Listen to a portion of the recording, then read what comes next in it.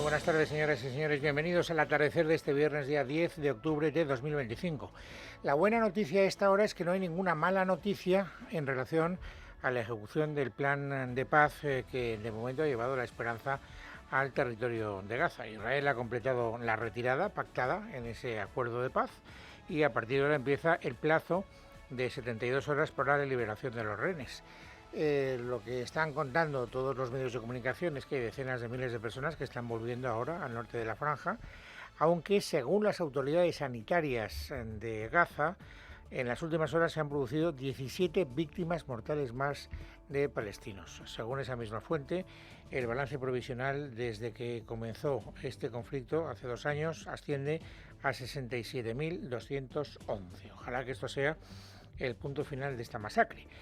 Por lo tanto, yo me acojo a lo que les decía hace un instante. La buena noticia es que no hay malas noticias de momento, porque ya saben ustedes que a mí me parece que hay que tener mucha cautela, porque este es un plan que va bien, pero que en cualquier momento se puede torcer. De momento no se ha torcido. Vamos a conocer los últimos detalles. Verónica Jorro. A las 11 de la mañana, hora española, ha comenzado el alto el fuego en Gaza, dando inicio a las 72 horas en las que debería producirse la liberación de los 48 rehenes que permanecen en manos de Hamás, de los que las autoridades israelíes estiman que unos 20 siguen con vida. A cambio, Israel liberará a casi 2.000 presos palestinos. Las autoridades israelíes han publicado la lista con los nombres de los 250 presos condenados a cadena perpetua que serán puestos en libertad. Entre ellos se encontraría Iyad Abu al-Rub, miembro del grupo terrorista de la Yihad Islámica en la zona de Jenin y condenado por orquestar atentados terroristas en suelo israelí. Al-Rub será liberado junto a Mohamed Zakarne, miembro de Al-Fatah, que planeó un atentado en 2009. Entre los prisioneros liberados no habrá terroristas que participaron en los atentados del 7 de octubre.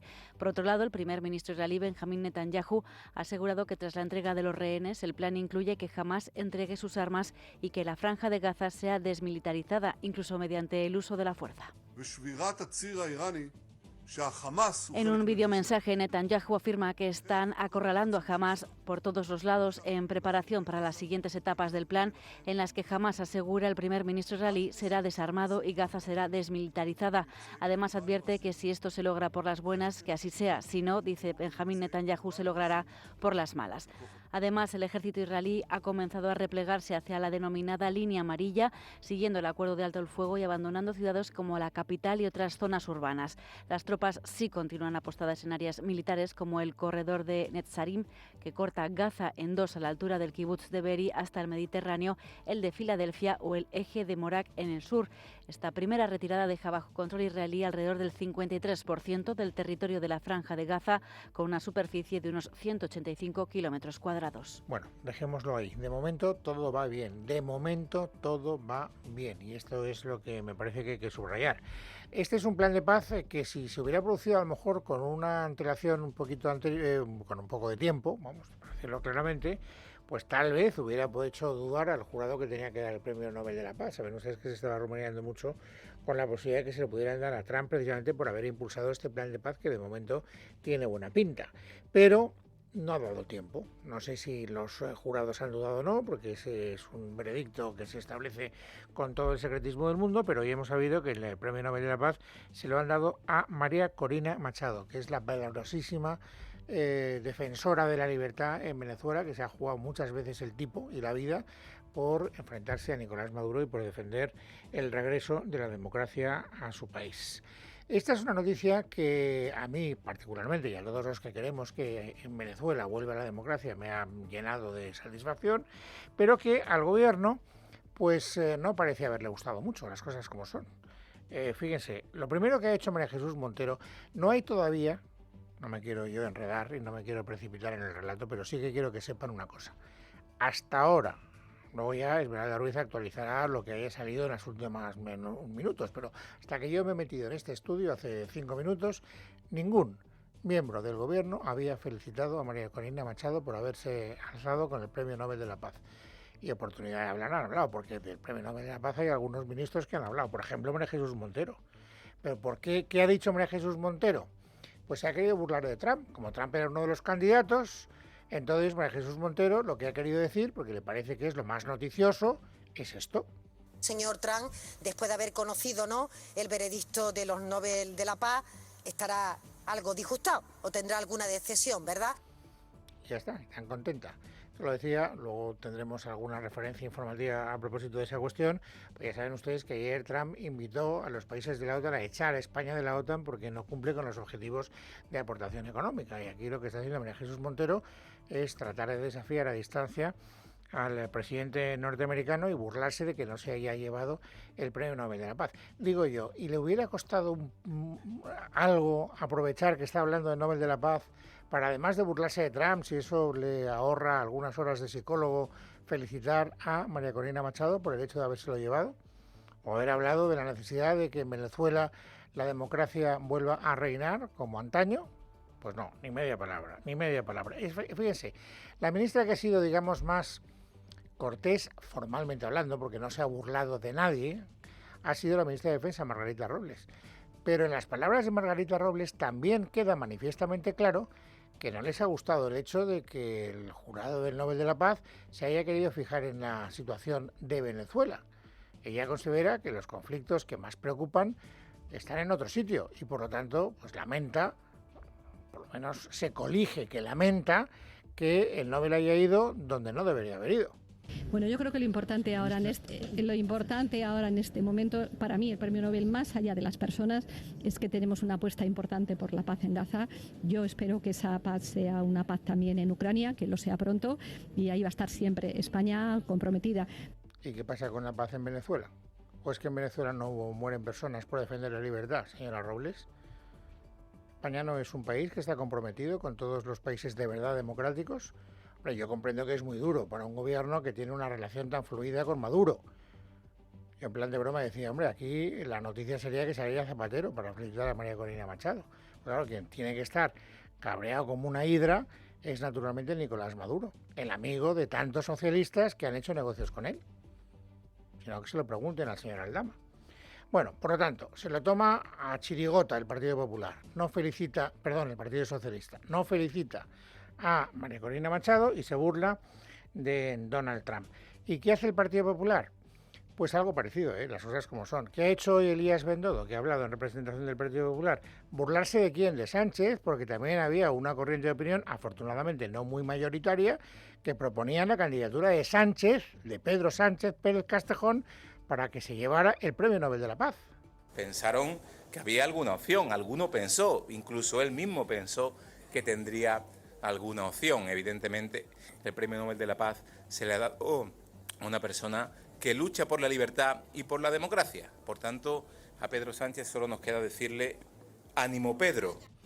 Bueno, muy bien, pues esto es lo que los políticos consideran que tienen que decir a propósito de una decisión que a mí me parece que es muy importante porque efectivamente le da un espaldarazo notabilísimo a la oposición venezolana, oposición por cacicada de Maduro.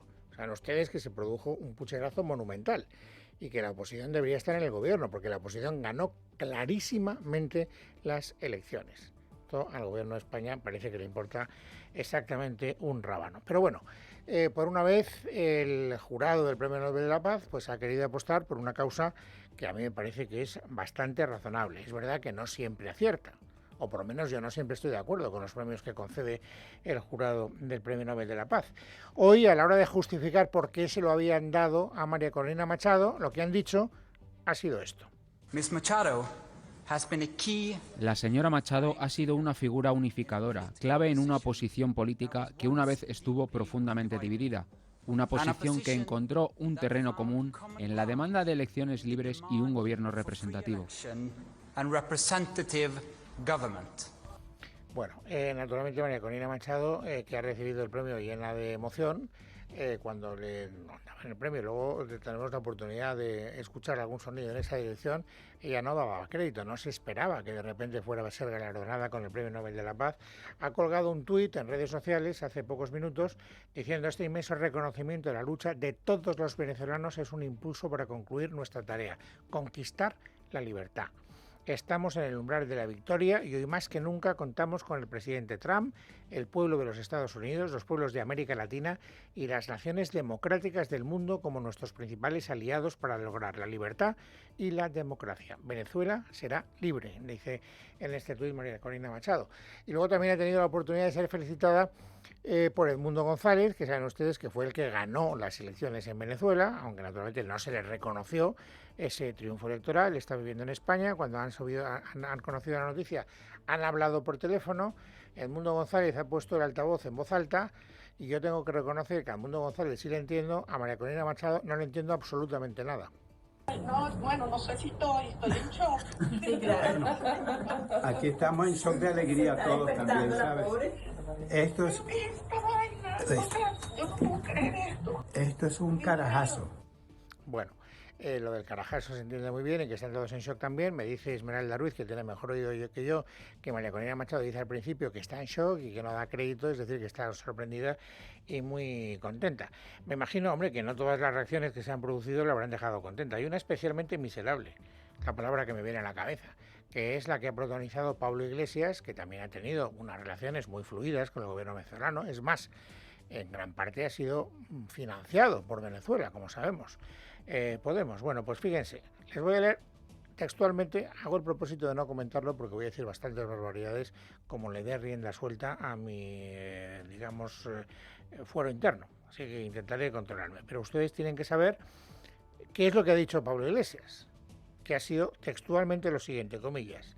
La verdad es que para darle el Nobel de la Paz a Corina Machado, que lleva años intentando dar un golpe de Estado en su país, se lo podrían haber dado directamente a Trump o incluso a Adolf Hitler a título póstumo. El año que viene que lo compartan Putin y Zelensky. Si ya total...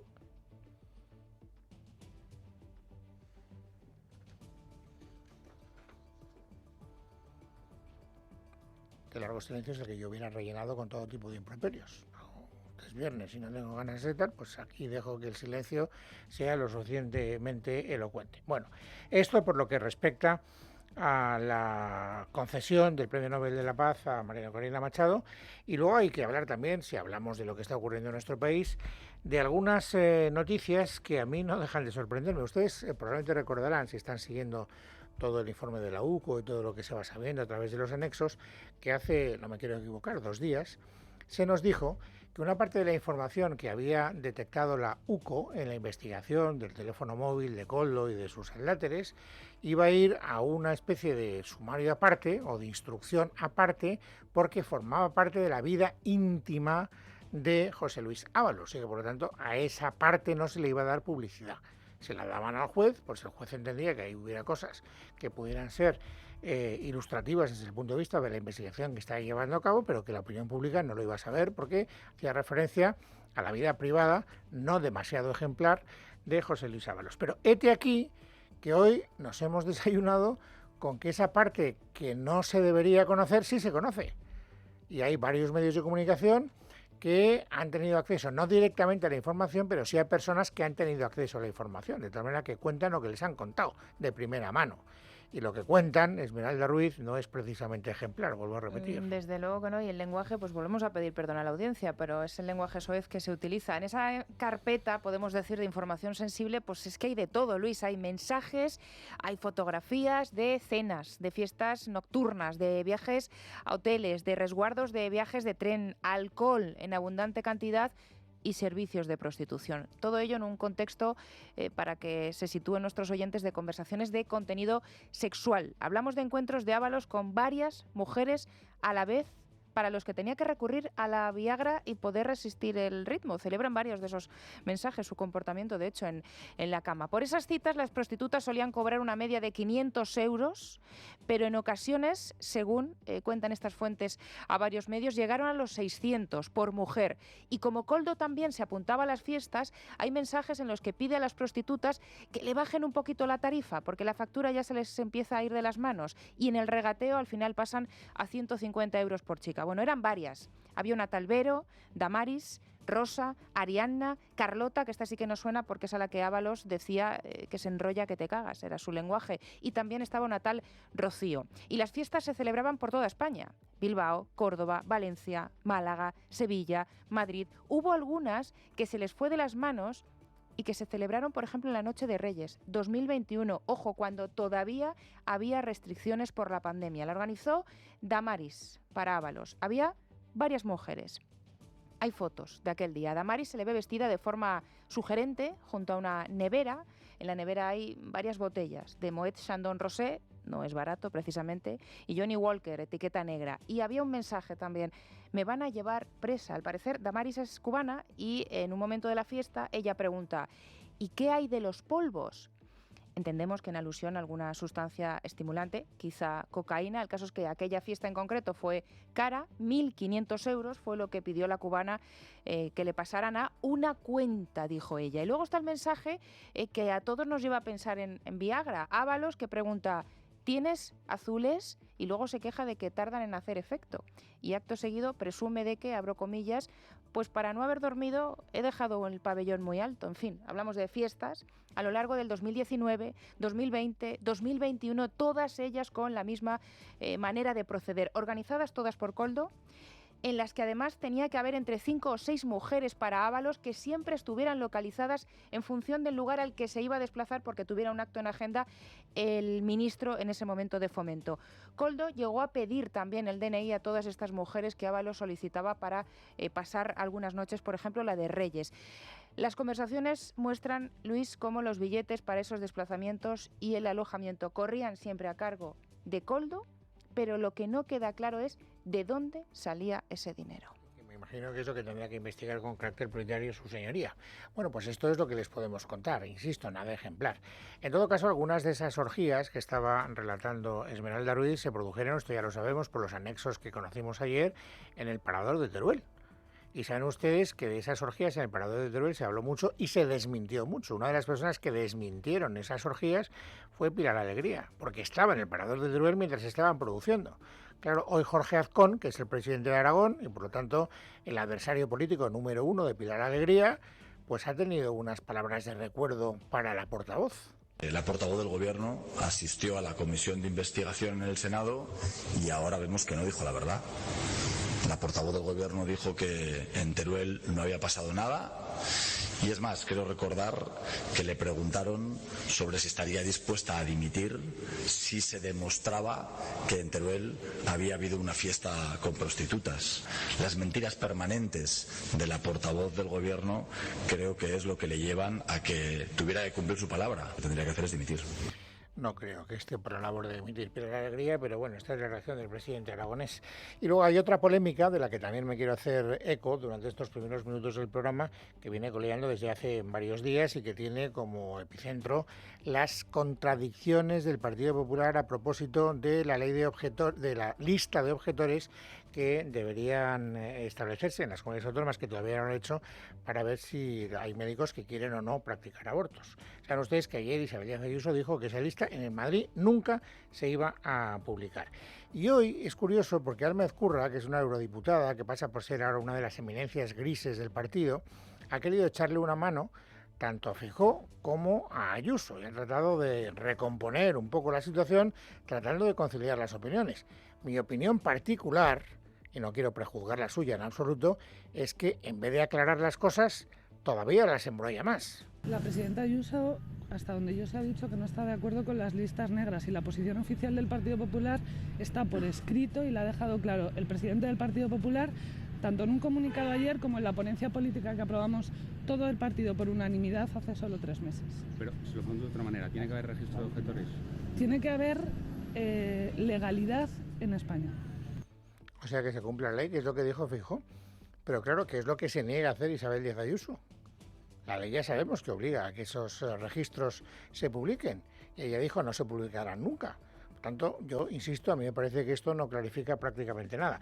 Y desde luego lo creo yo, que lo veo con una pretendida posición independiente, y lo cree en una posición nada independiente la ministra de Sanidad, Mónica García.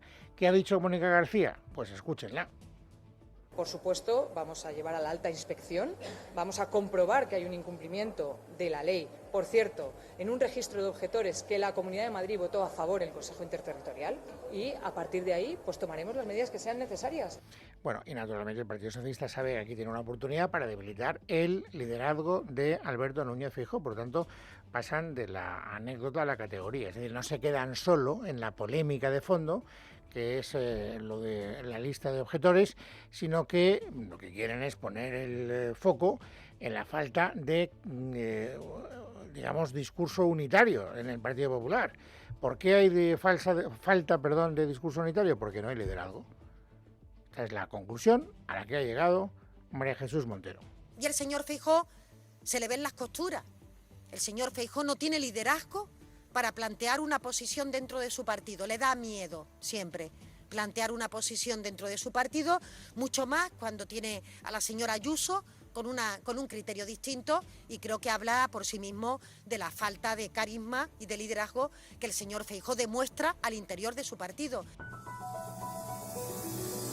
Bueno, es viernes, es 10 de octubre de 2025. Vamos, amigos, a completar ahora el paisaje informativo sobresaliente del día. De nuevo, buenas tardes, Esmeralda Ruiz. Luis, buenas tardes de nuevo. Por si me lo vuelves a preguntar, no, ningún miembro del Gobierno ha felicitado a María Corina Machado todavía, tampoco el presidente Pedro Sánchez. Bueno, en los tribunales lo último pasa hasta ahora por la decisión del juez Arturo Zamarriego, el que investiga a la fontanera del PSOE, Leire Díez, de incorporar a la causa las denuncias que han presentado los fiscales José Grinda e Ignacio Estampa. Denuncias por supuestos sobornos para encontrar material, ya saben, que pudiera acabar con la UCO. ¿Esto qué supone? Pues que con estas denuncias, ya en el procedimiento, el juez ha decidido imputar, además de a la propia Leire Díez, al empresario Javier Pérez Dolcet y a un periodista que habría sido el encargado presuntamente de hacer llegar las ofertas de soborno a los fiscales. Dolcet acompañaba a Díez en la reunión que mantuvo en un despacho, recordamos, de abogado con un empresario fugado, con Hamlin, que estaba siendo investigado en la trama de los hidrocarburos. La fontanera le reclamaba datos que pudieran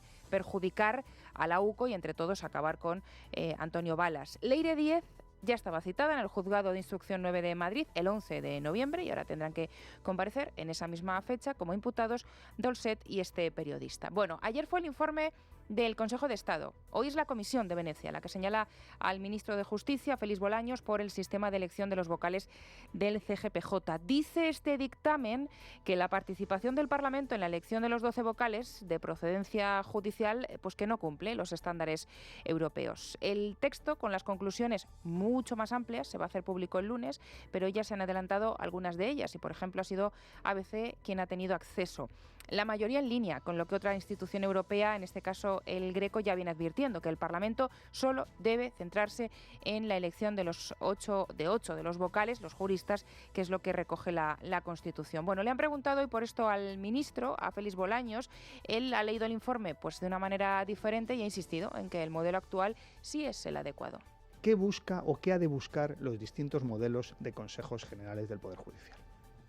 Todos ellos han de buscar garantizar la independencia judicial. Bien, en España está absolutamente garantizada la independencia judicial y todas las encuestas que se hacen, también a nivel de los propios jueces y magistrados de nuestro país, así lo atestiguan. Bueno, en este programa seguimos también muy pendientes de cómo se está tratando de solucionar el escándalo sobre los cribados de cáncer de mama en Andalucía. Antonio Sanz, que es el consejero de Presidencia, ahora también es el consejero de Salud, y ha dicho que ninguna mujer está siendo derivada del programa de cribado de seguimiento a la sanidad privada y que por lo tanto es 100% del sistema público de salud. Hoy se ha reunido con el Consejo Andaluz de Colegios de Médicos, también con la Asociación Española contra el Cáncer, y después ha anunciado que se está buscando una figura de seguimiento y de coordinación para poder hablar con las afectadas, pero que a fecha de hoy ya se han puesto en contacto con todas ellas. Vamos a auditar, como se ha comprometido, todos los cribados de cáncer que se hacen para comprobar y tener la garantía de si pueden existir otros fallos, si existen problemas similares, parecidos o distintos, con el objetivo de que abordemos una actuación integral de todos los planes de cribados que en este momento desarrolla la Junta de Andalucía. Hoy la vicepresidenta María Jesús Montero ha vuelto a cargar contra el presidente andaluz por este asunto. Lo que no ha comentado ha sido el informe que desvelaba esta mañana ABC, asegurando que la Cámara de Cuentas de esta comunidad ya detectó deficiencias en el sistema de cribados en el año 2011, cuando ella era consejera. Se le pidió corregirlas y no hizo caso. Un asunto que trae el gobierno de Pedro Sánchez dividido en estas últimas horas, aunque esté pasando más desapercibido, tiene que ver con el anuncio que ayer hizo la ministra de Trabajo, vicepresidenta Yolanda Díaz, de ampliar a 10 los días de permiso por fallecimiento de un familiar. El ministro de Economía, Carlos Cuerpo, no dudó ayer en desacreditarla. Hoy revelaba al Español que resulta que Yolanda Díaz se fue a ese desayuno informativo a hacer el anuncio sin informar a ningún ministro del Partido Socialista. Así que el presidente de la COE, que tampoco sabía nada, ha dicho esta mañana en Radio Nacional, Antonio Garamendi, que se veía venir.